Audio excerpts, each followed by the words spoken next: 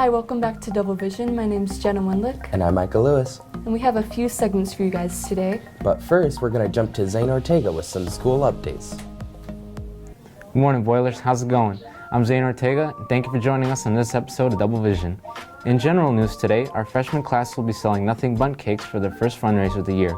Orders are due on Monday, December 9th, with cakes being delivered on December 19th. The class with the highest sales will win donuts, and order forms can be located under the News tab on our school website.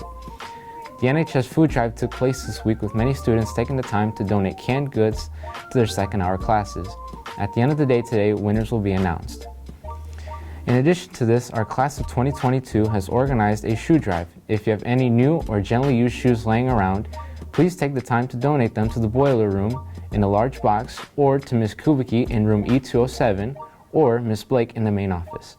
The shoe drive will take place from now until December 28th. Our health and wellness classes are doing a No Shave November fundraiser to help show support for cancer patients who lose hair during their treatment. All funds will be donated to cancer research, and various teachers will be taking part in this fundraiser, allowing students to give them a facial hair style of their own. Donations were collected this week, with the main event being scheduled for December 2nd. I got in touch with Mr. Flowers today for an interview regarding the fundraiser. Hey, Mr. Flowers. I'd like to ask you a couple questions, if that's okay with you. Sure, go ahead.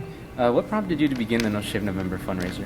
Well, with our advanced health and wellness class, one of the outcomes is to advocate for a cause that's meaningful to you. And what better time for a class of young men who the original or the origins behind No Shave November was to advocate for men's health care, especially men's cancer screenings. When it was started for the basis of colon cancer, based off a family in Chicago who lost their dad to colon cancer. So from its roots, it was a male-led organization, and typically with the growing of facial hair, it speaks to a lot of men. So it just, having class during the month of November, it really led hand in hand to what we're trying to accomplish with our outcome. The biggest thing is that the idea of No Shave November is that you spend or save any money that you would typically spend on grooming and donate that to the cancer research.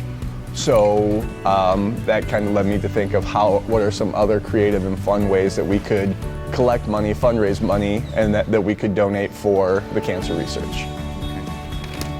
How do you feel about the fundraiser so far? We just started the actual collection yesterday, so as typically just getting the word out, it starts a little slow, but as people have been coming by the table asking what we're doing, I expect it to pick up a lot throughout the rest of the week.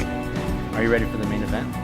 I'm ready. I'm a little nervous, but I feel most kids are relatively trustworthy, and I know it goes to a good cause, so I can take it for the day. And how do you feel about the roster of teachers that are presenting themselves? It's a close group, a great group of men who are taking a stand and helping mostly to get these guys in this class to understand that there's causes bigger than ourselves, causes that are bigger than any one of us, and it's really fun to come along together as some brothers and stand up for a good cause.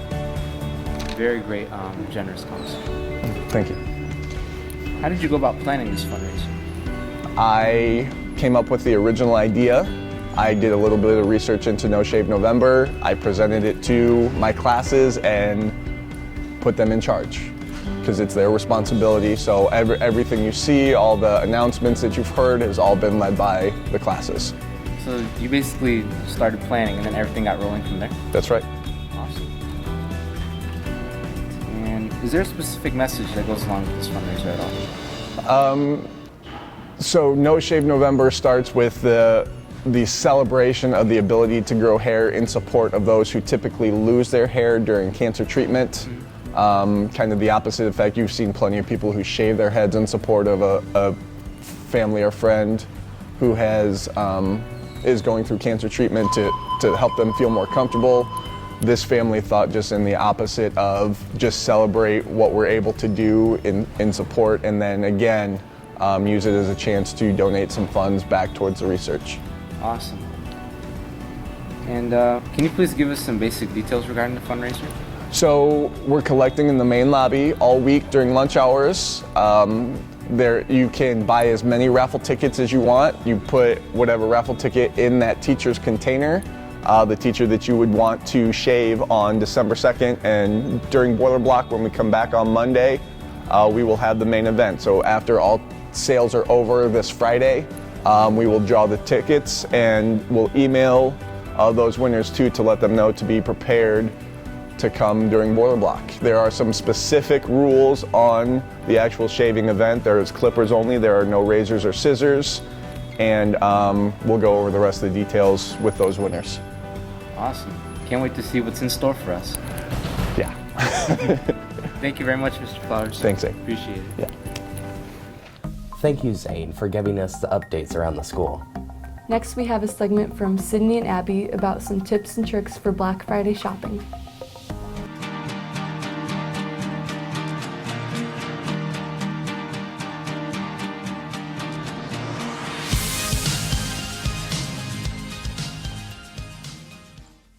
Hello and welcome back to BB Student Life.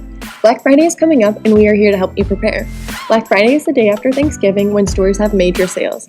It is a popular day to get Christmas gifts and essentials for the rest of the year. We are going to give you plenty of helpful tips and tricks to maximize your success of the day. On Black Friday, expect to wake up really early.